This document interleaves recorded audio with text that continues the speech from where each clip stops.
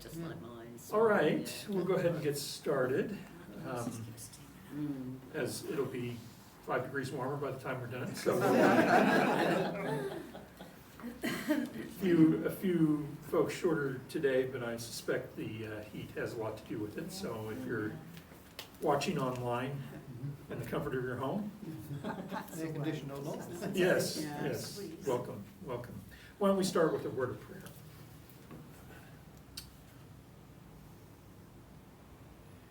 God, we welcome you into our time together today as we continue in this study of the book of Genesis.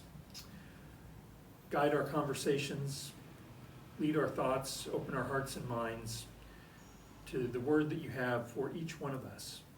It's in Jesus' name that we pray. Amen. Amen. All right, so as Ruth ably pointed out when she came in, we have a lot Ably, to... I like that. There you go. Oh, see? She's quick this morning. Oh, gosh. Able. Yes, I get So it. she was Yeah. able to- It took a while. Ruth, I came to understand your joke. All right. All right. We have a lot to get through. So I wanted to start kind of with this idea a little bit. We've been talking throughout this study, just about every week, about asking questions about things that just don't quite meet up in the text, right? And, you know, why are there two creation stories? Why are the orders of creation different in the two of them? Where did all these other people come from that we're going to encounter in today's reading? Who made them? Yeah, how come that's not in the book? You know, all of these kinds of things. And we talked before about, you know, the idea of getting too deep in the weeds and missing really the point of the story. So we're kind of going at it from that direction again today. So just real quick recap then of what's going on in this chapter. Cain and Abel are born, children of Adam and Eve. At some point, they have become adults. They go to make offerings to God. God likes one of them, doesn't like the other one. Cain gets angry, frustrated, whatever, kills Abel. So God banishes him from... Well, we'll come back to that, because it's not clear exactly what he's banished from. But Cain is worried that these gangs of people are going to come hunt him down and kill him, which is kind of interesting. And so God marks Cain in such a way that no one will harm him. And then Cain gets married and builds a city. As you would. It's not related by who. Well, we'll get to that. So I think as much as the other 3 chapters have, this raises a lot of questions. Where did Cain's wife come from? Who makes up these gangs of villains that he's afraid of? Why exactly would a man in exile, one who's said to be a wanderer, build a city? For whom would he build a city? Yeah. So again, looking at people that have the perspective of that, you know, everything written in the Bible is 100% true and accurate, that it's literal. It's these kinds of stories that really, they have to do some gymnastics. Yeah. So I took another one for everyone else this week, and I went on the Answers in Genesis website just to see what they had to say about this. And so the answer, and this is just that evangelical literalist perspective. One of the ways to explain away all of this was that if you had continued and read chapter 5 in Genesis, In verse 4, it talks about, at the end of this chapter, Seth is born. Adam and Eve have another child to replace Abel, and that's Seth. So it tells us in the next chapter that after Seth was born, that Adam lived 800 more years and had other sons and daughters. So their explanation is, well, it was one of these other daughters. Which makes the story kind of yucky, yeah. It's okay then. Yeah. Well, but then that causes other issues, because then they had to explain that it would have meant that this sister, presumably that he would have married, would also have had to have been banished, as would a lot of their other siblings. This is assuming that Eve was just producing children like crazy. That all of these people were banished because they were not living with Adam and Eve, and they had enough people to build a city. So then it also requires them to explain why it was okay for siblings to marry at this point, but then later in the Bible, it's prohibited. And so the answer to that was, well, Adam and Eve were born in this pure state, and then they sinned and they're put out of the garden. And then the effects of that sin are cumulative. So the first several generations really it was pretty clean. And that it all comes down to the fact that sin has caused our genes to become defective, and that's why incest is bad, because it causes defects in the children. Well, that's because it was this big long explanation. Your genes are too close to your sister or brother's genes, and that's what causes this, but all that's caused by sin, and it's cumulative. So the first several generations it would have been fine, and then it got to the point where it wasn't, so God put a stop to it. You could make the same argument about all the animals, couldn't you? So Well, yeah, you could, yes, yeah. That gene pool must have been very small. Yeah, Goodness me. that's it. Well, they don't, Must all look God created, well, trees. I suppose they all look And alike. later. yes, yes. But I didn't know that genes, So I read all the answers, and I actually left with more questions than I had when I came in. You would. And then there's the possibility that, well, if there were other people living outside of Eden all the time, what does that say to us? And does it say that maybe, and I don't know the answer to this, and I don't think anybody does, but maybe the story of Adam and Eve is not really about creation, but about something else. And so if we think about that, there's a school of thought that the story of Adam is really, in a nutshell, the story of Israel. Yeah. So Adam was created out of dust. Israel is created out of slavery, out of the dust of being oppressed. That's a bit of a stretch, but you get the idea. Adam is placed into a garden paradise. Israel eventually inherits the promised land, a paradise land. It's described in that way. Adam is given a command to follow. The Israelites are given the Ten Commandments and subsequently the Law of Moses to follow. For Adam, obedience equaled life and land, but disobedience meant death and exile. And for Israel, obedience would have meant possession of the land, and disobedience was exile or death. So the other thing that's prominent in this story is that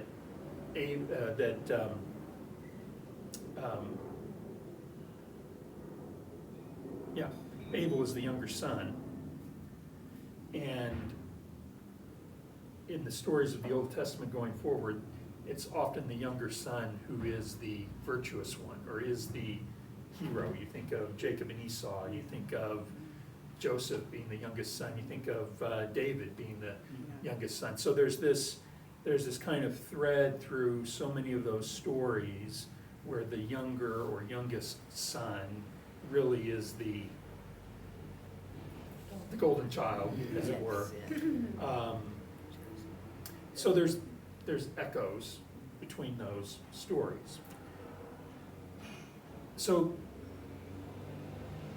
we'll kind of go through the text here in a minute, but I want to keep that in mind because there'll be some parallels we can draw, and there were some things that I had not ever made the connection with before I picked up this book a couple weeks ago, Genesis for Normal People. So I'm not sure if I'm qualified to read it, but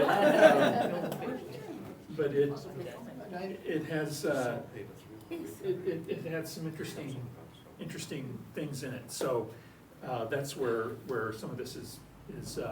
Is there also in there something around the distinction between the hunter-gatherer and the farming communities? Because that's the difference between Cain and Abel, and that maybe that's where they started to break apart, and you went from one to the other. And Well, I mean, it could be, certainly, yeah.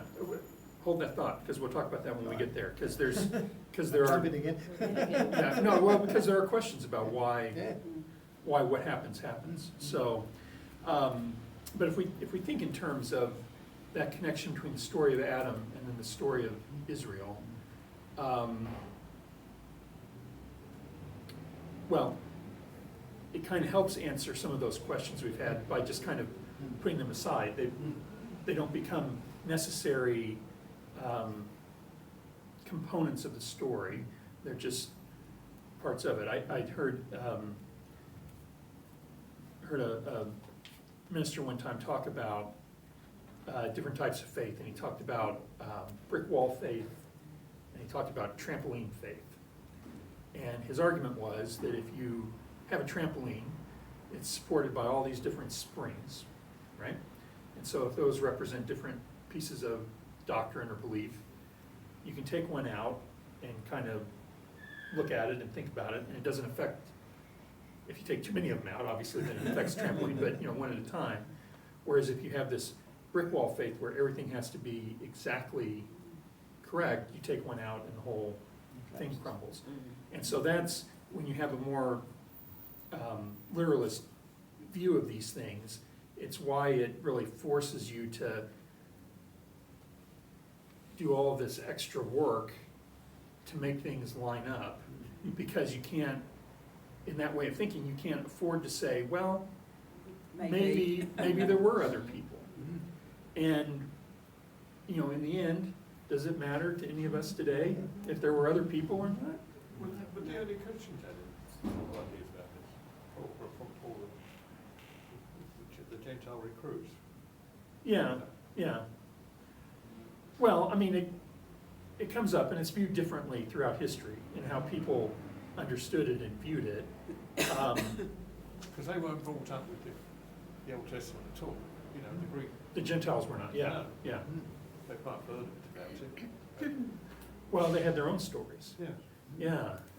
Well, and I think, and if you think about that point in Acts where Paul's at the council in Jerusalem and is arguing about the inclusion of the Gentiles, they make up that list of things that they have to do. And,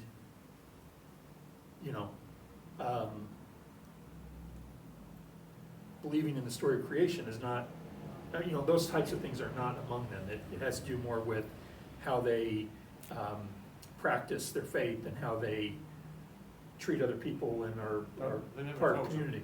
But, we use the law, but not necessarily. Yes. Yeah. Well, and they were even exempt from parts of the law. Yeah. So it's that flexibility that I think is really even modeled by, well, we could argue Jesus and certainly the early disciples. As opposed to everything has to be exactly 100%. Well, Jesus was attacked by that, for that reason. Well, that's right. Yeah. Yes. Yeah. So, one more little thought on this, and then we'll get to the text itself. If we think of this connection between Adam and Israel, then it creates a different way of thinking about what we talked about last week, what's referred to as the original sin, right? The fall in the garden. And why they sinned, they weren't rebellious, but they were foolish. It never says that God's plan was that they would never be allowed to eat of the tree of life or of the tree of knowledge, but they were not. So if you think about it, and maybe this is going back to that literalist thing, Adam and Eve are created, and they're basically created as adults with none of the experience or none of, you think about what goes into forming a person as an adult. And so one of the commentaries made the reference that Eve was probably 1 year old when she had her first child, which is which kind of, but I mean, I think that was kind of the point, is here they are,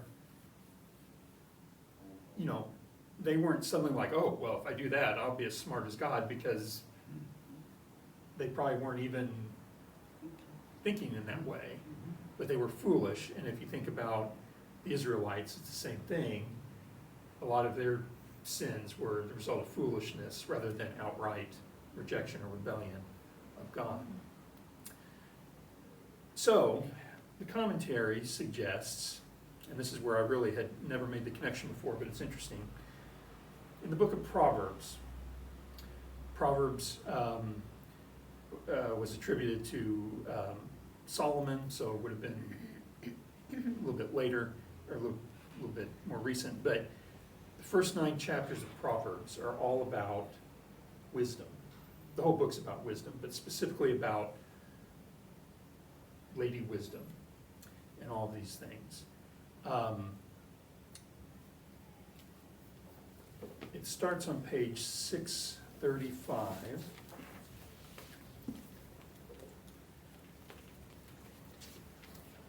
Was this written before the exile? This would have, yes.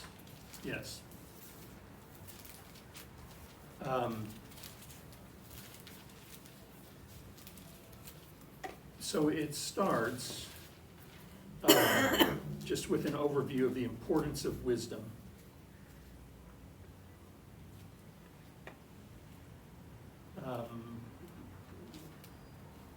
The fear of the Lord is the beginning of knowledge, but fools despise wisdom and instruction. And then very quickly, trying to find the next section of the first chapter of Proverbs, starting in verse 10, reads this way: My son, if sinful men entice you, do not give in to them. If they say, come along with us, let us lie in wait for innocent blood, let us ambush some harmless soul, let us swallow them alive like the grave, and whole like those who go down to the pit. We will get all sorts of valuable things and fill our houses with plunder. Cast lots with us. We will all share the loot. My son, do not go along with them. Do not set foot on their paths. For their feet rush into evil. They're swift to shed blood. So, right out of the gate, probably if I'd asked you what the first instruction in Proverbs was, it probably would not have been about murder. Right? And I've read that chapter a number of times before, never made that connection. But the argument is that this is a reflection of both, well, it looks back to that Genesis chapter 4. The first big, obviously there's the fall in the garden, but the first big issue with this new family of humans is murder. And the first piece of advice in Proverbs is stay away from that. So there's also in chapter 3, which is on 637, chapter 3, verse 18, reads she, and that's referring to wisdom. She is a tree of life to those who take hold of her. Those who hold her fast will be blessed. So it's one of those few references outside of Genesis and Revelation to the tree of life. So anyway, it's interesting to go back and read these first 9 chapters of Proverbs and think about them and how they might relate. We're not going to obviously go through the 9 chapters today, but if you get time at home, take a look at them again and think about them in terms of this Genesis story we've been reading. And there's some interesting connections. But the point of all of this is that the point of the story is the same thing that's put to Israel every day, which is learn to listen to God and follow in his ways. And in doing so, that brings life. You get, is it Deuteronomy? Where Moses says, choose this day how you will live, choose life. No, that's not Moses.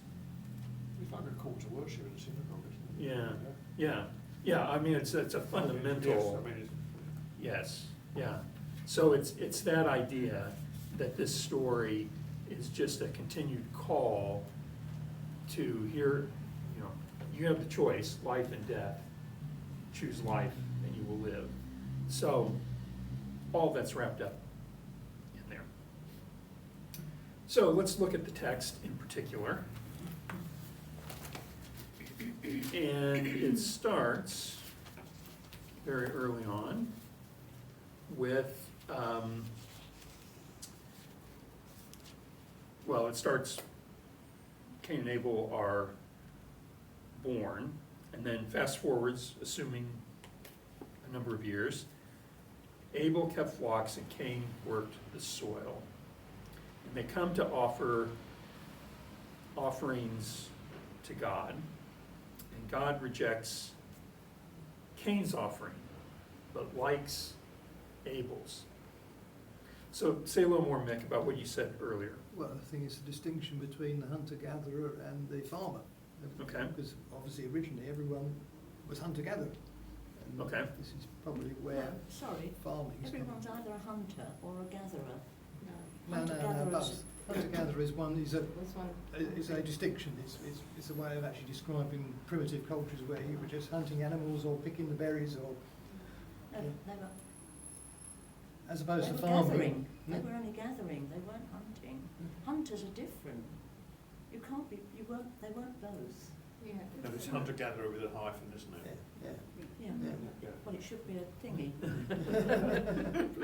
Because Well, I think the distinction is thinking of Actually farming sort of like land. formal agriculture, Yeah. like, Yeah.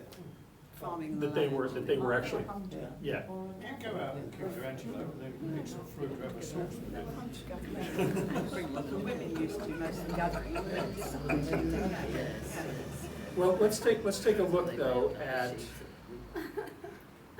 let's read that section again though. In the course of time, Cain brought some of the fruits of the soil as an offering to the Lord. That was verse 3. But Abel also brought an offering, fat portions from some of the firstborn of his flock. Why did they firstborn? So, if you recall, later on in the Israel story, Yes, yes. what are you to bring to the offering? First fruits. From the flock, yes, Yeah. first. Now, The temple. But the firstborn of the Egyptians was selected. The Isaac was the firstborn. yeah, well, The temple rules for us, offerings cover both grain offerings and Yes, light offerings. yes. well, yeah, it's not that distinction though. Yeah, yeah. But what this suggests, and I did go back and look at some other versions to make sure the language held up, but it does suggest that Abel brought the first fruits and Cain brought some fruits.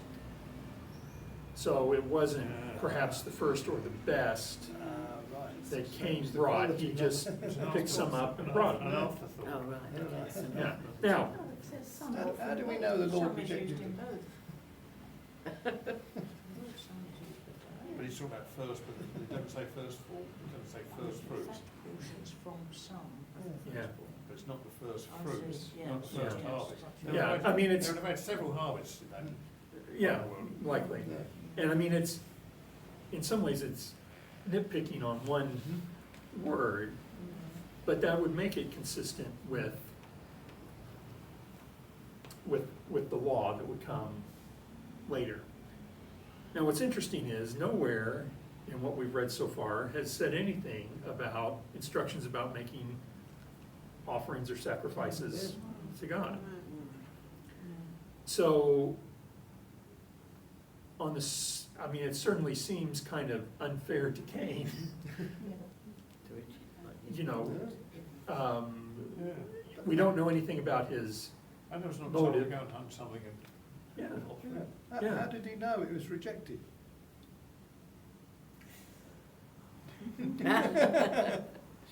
What happened? Was there a big Big finger thunderstorm? came It out. wasn't But he suddenly So- had this mark on him, didn't he? So, is this little bit in there because it's advice to the Israelites? Hmm. Don't skimp on your Yeah. offerings. So you'd second that one? Yes, Take it off the top. Church treasurers today continue to, First of all, they also, I mean, he went in tithes and all that. Yeah, sort of off the stuff. top. They went all in. Yeah. yeah, Oh, income tax too. yeah. Don't start that. It's a temporary measure, wasn't it? So what do you make, because I've struggled with this next little bit this week, verses 6 and 7. Lord says to Cain, "Why are you angry? Why is your face downcast? If you do what's right, will you not be accepted?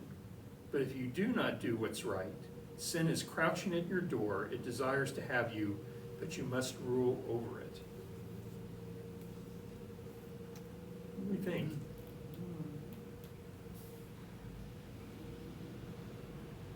It sounds very different than the God who thought all was good a couple of chapters earlier.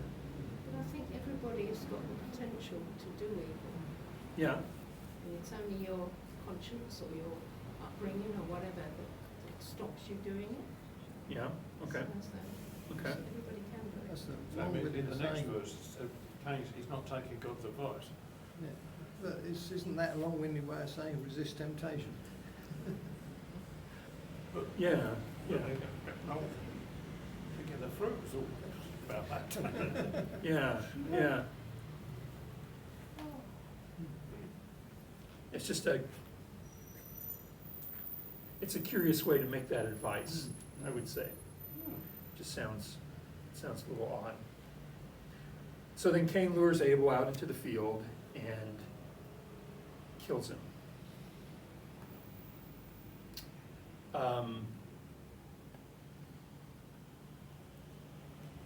So then I think we have to think about, well, was that a foolish move in relation to the other bits of foolishness? If we say that eating of the apple, or eating of the fruit was foolish rather than rebellious, is this rebellious or is this foolish? It's the foolish bit, the rebellious bit is the lying to God about the next question. What did he hope to gain by killing his brother? Yeah, When he says he doesn't know, he doesn't know where his brother is. he must be aware that God Yeah, knew everything.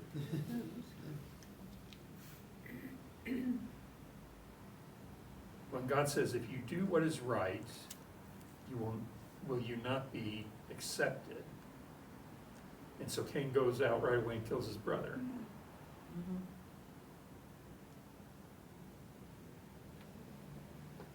I think, well, and I think, building on what you said, John, with his response then to God about, am I my brother's keeper? I would argue that's more of a rebellion. He's angry because of whatever happened with these offerings. But it seems that God reminds him there's a choice and there's there's virtue to be gained by doing the right thing, or there's, the sin that will lead to death, and then he immediately goes out and takes the wrong choice.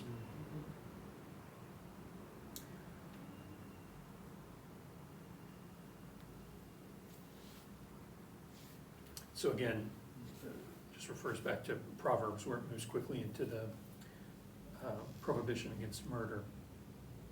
So what happens? What is the punishment?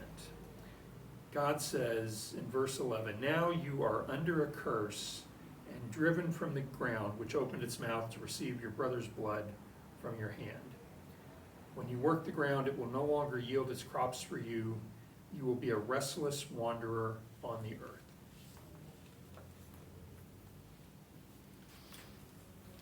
But how does Cain interpret that? In that next verse, because it's different. "My punishment is more than I can bear. Today you are driving me from the land, and I will be hidden from your presence." Which doesn't seem that is implied in the initial sentence.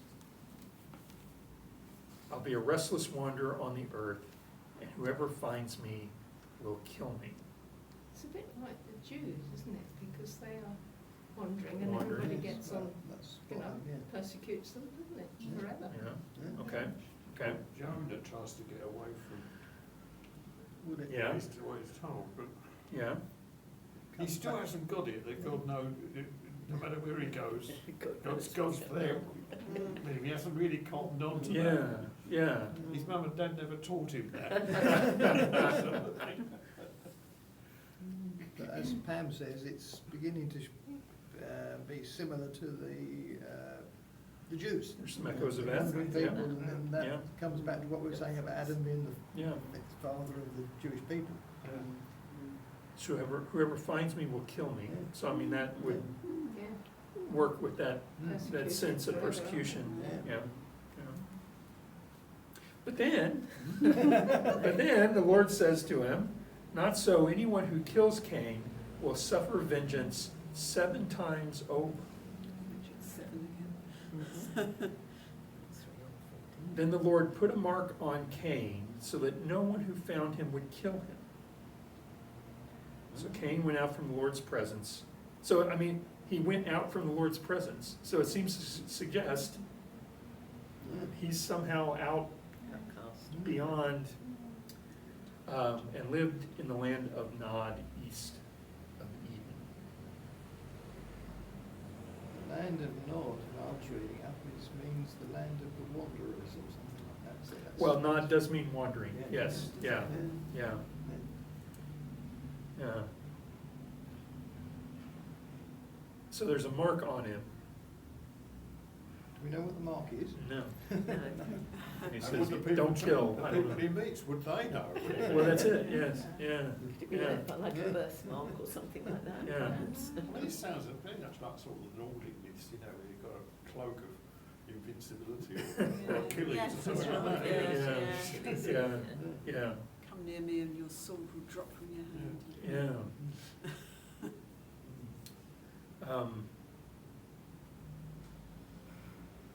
Yeah, so then Cain made love to his wife, and she became pregnant and gave birth to Enoch. Oh, this was another part of the explanation, was that they were married way before he got banished, so she just went with him. That's why the wife, she wasn't outside, she was inside, and they got banished. His possessions. Yeah. Yeah. How do you get married in those days? You had to get the council to approve it. Or cancel? Yeah. Cain was then building a city, and he named it after his son Enoch.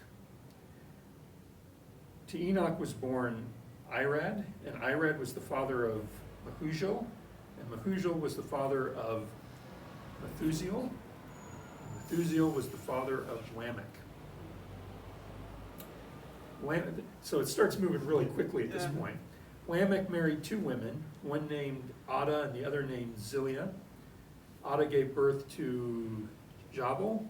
He was the father of those who live in tents and raise livestock. His brother's name was Jubal. He was the father of all who play string instruments and pipes. Zillah also had a son, Tubal-Cain, who forged all kinds of tools out of bronze and iron. Tubal-Cain's sister was Naamah. A sister. Yes, yeah. Yeah. So,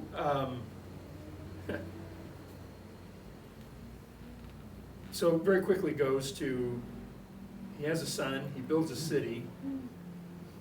4 or 5 generations on, his offspring appear to become the fathers of industry in some ways. You think about what they're credited with these particular trades. It's amazing, they've learned how to make bricks, they've learned how to make bronze. Yes, In a yes. short time. Yes. And then it's got this interesting little poem that Lamech said to his wives. Ada and Zillah, listen to me, wives of Lamech, hear my words. I've killed a man for wounding me, a young man for injuring me. If Cain is avenged 7 times, then Lamech 77 times.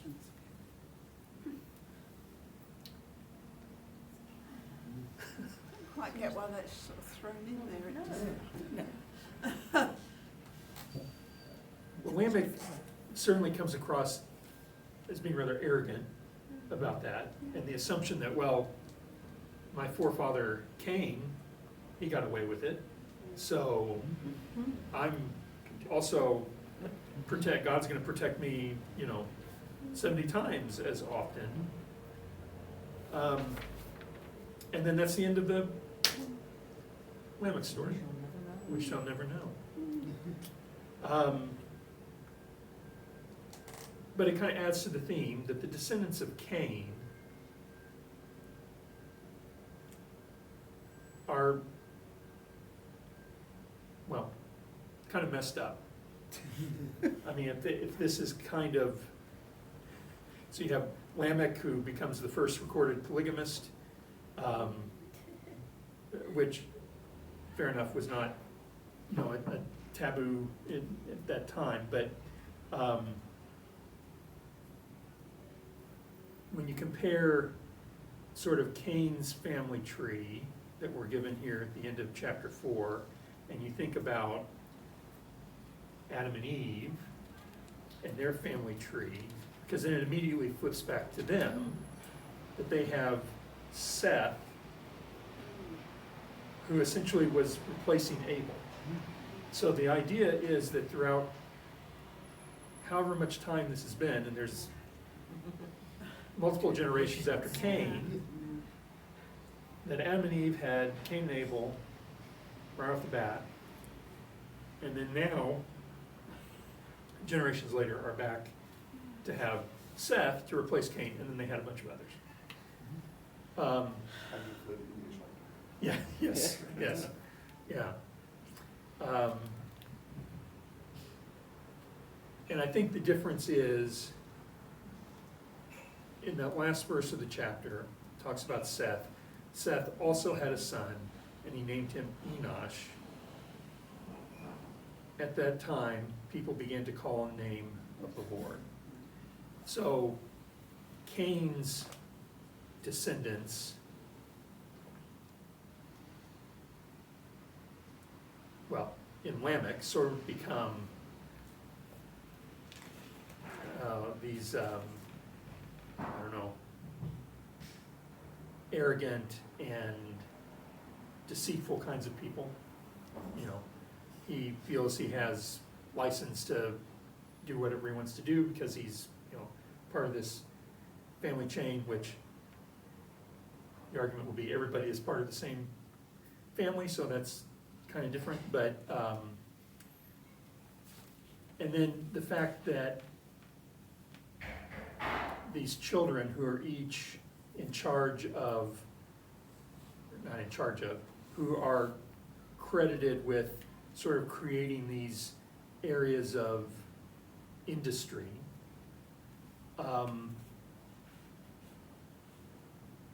The ideal of the Garden of Eden was that you wouldn't work, that it's all provided, that that's God's promise, is that it's, God provides. And so this is further evidence of the fall, is that now they're developing, these are how people will labor in the future.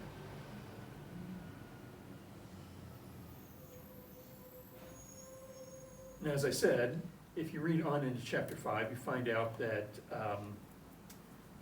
Adam lived another 800 years after Seth was born, and for a total of 930. How do And- the literarists, you know, the creationists, Yeah, explain the sort of longevity? Oh, I think they really did live that long. yeah, Yeah, I suppose they do. yeah. Well, they didn't have all the screwed up genetics yet, so Yeah. they. Of course, yeah. They could- Didn't in medicine or anything. No. No, no, Yeah. that's right. Almost like they're counting months rather than years. But Yeah. It must be something Yeah. like that, mustn't it? Mm. Yeah. also the fact that they recognise they knew how long a year was. Mm. You know, work it out. Yeah. Well, that whole next chapter really is just a long, it's basically the lineage from Adam to Noah, is what it is. Yeah. And if you've read the Noah story before, I mean, Noah, I don't know how many years, how old he was, but he lived for, So all A the very people long that time. helped Noah when he started building the ark, Yeah. they're all from these other groups, aren't they? yeah, yeah. Well, and it's interesting that, In all Kiddy's musical, that's something they call them the people of Sin City, yeah. after Noah. Well, and just things like, why is it important to know that Cain built a city? Well, perhaps that's what it was. It actually was Sin. No, maybe that's what they were, Sin City. Okay, well, Sin City, yeah, I guess it could be. It's, well, anyway, like I said, Go on forever, couldn't you? like I said, you can see why it's so easy to get caught up in these questions. But if someone contemporary to when this was being compiled read it and saw in it the story of Israel, then, you know, it's just, I don't know, like sort of a historical fiction kind of, I mean, that would be the equivalent maybe of what we would do today, right? That this is Animal Farm, Yeah. right? It's that, I mean, that's what it, kind of what it is. It's this story that has this established history, but we're telling it in a way that's completely unrelated to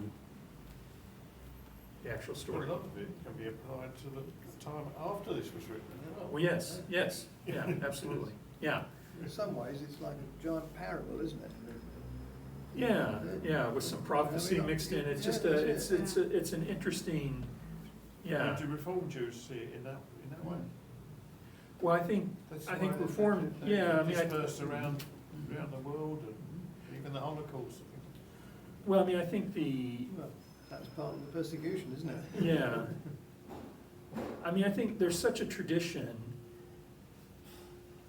in Jewish history of sort of this extra biblical, they call it midrash. And so there are volumes and volumes of midrash just on Genesis. And essentially what would happen is Rabbi so-and-so would say, well, here's what I think happened, here's what I think was happening with, here's why God rejected Cain's offering, and write maybe even a little story about what happened. And then a couple of generations later, Rabbi so-and-so over here would say, well, I disagree with that, here's what happening. And so they have this whole tradition of loads and loads and loads of all of this sort of backstory that these rabbis are writing as a means to explain and interpret these texts. And so I think they would approach it, a lot of them, from that standpoint of, okay, this is the text, how do, I'm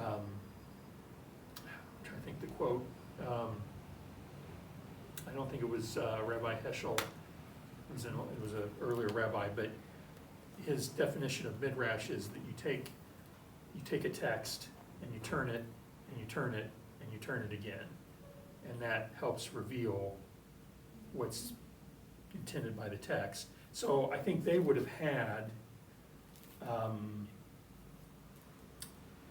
that sense of freedom to sort of ask questions of the text, and to help answer those questions.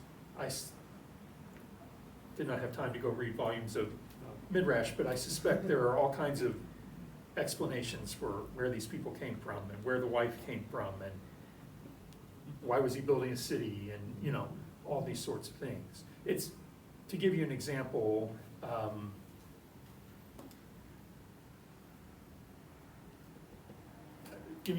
Midrash, the story of Moses. Moses is brought into Pharaoh's household, and Pharaoh starts treating the baby or the infant Moses as his own, and his advisors get worried because they think that Moses is going to usurp Pharaoh's power, and so they come up with a test for the baby, and they convince Pharaoh that we will put a bowl of shiny jewels and a bowl of hot coals in front of him, and whichever one he reaches for reveals his true intent. And so they do that, and Moses reaches for the jewels because he's a baby, right? And at the last minute, the angel comes down and moves his hand, and he takes the hot coal and puts it in his mouth, and that's why he has a speech impediment. So, no, it's not in the Bible. No. Speech impediment is the only bit. The speech impediment's in the Bible. And the fact that he was in the.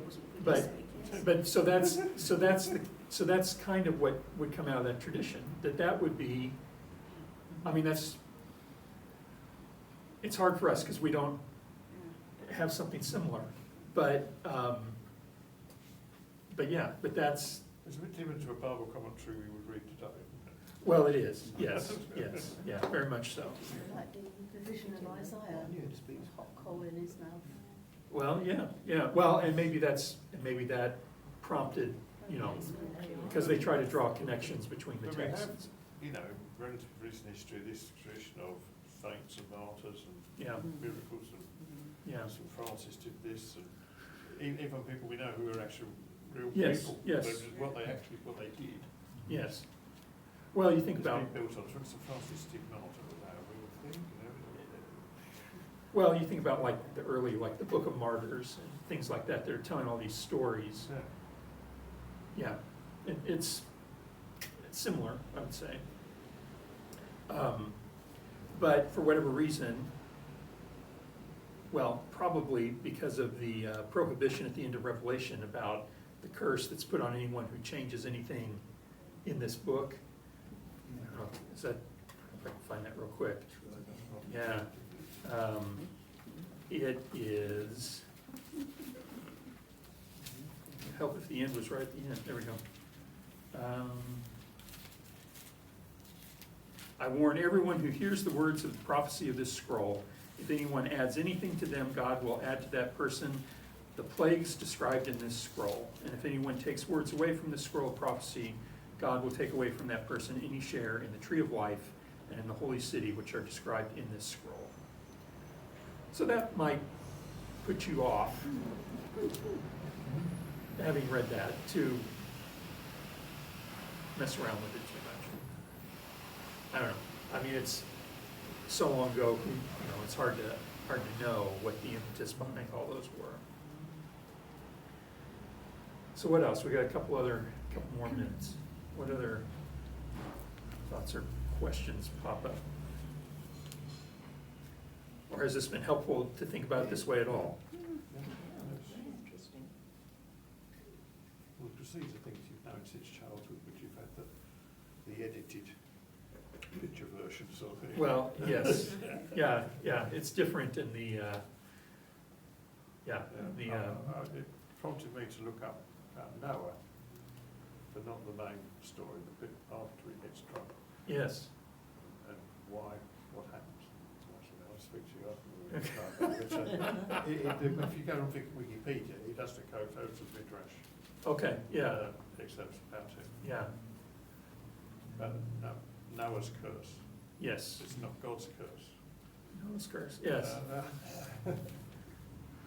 So these huge time frames play into the hands of people that say the Bible's nonsense. Yeah, Because how can anybody live for 800 years? well, that's it, And it's written down there. yeah. Well, and I think that's part of the challenge is that for whatever reason, the people who tend to have these more, who are the creationists, who have the more literal view, for whatever reason tend to be the ones that get on the news. Yeah. Yeah. And so people think, oh, well, you're a Christian, you obviously believe this. And it's a fine line, because, I mean, on the one hand, I understand their argument that if you say, well, that didn't really happen, then how can you say any of it really happened? But at the same time, if you can say, well, it's a story that teaches these values and lessons, and that is, I mean, that's the value of, of these stories, and that is, what reinforces my faith and the way that I live. That's a different conversation.